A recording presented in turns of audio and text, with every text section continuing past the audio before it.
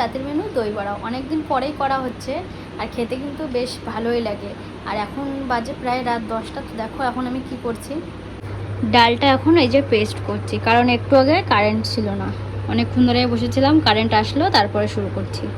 এই যে ডালের ব্যাটারটা আমার রেডি হয়ে গেছিলো, এইদিকে তাই ভাজা চলছে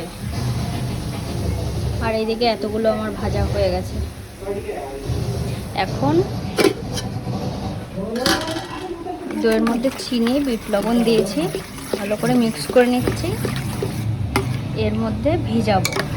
ওই বড়াগুলো দেওয়ার আগে একটু জল দিয়ে দিচ্ছি দইতে, এগুলো দিয়ে দেবো।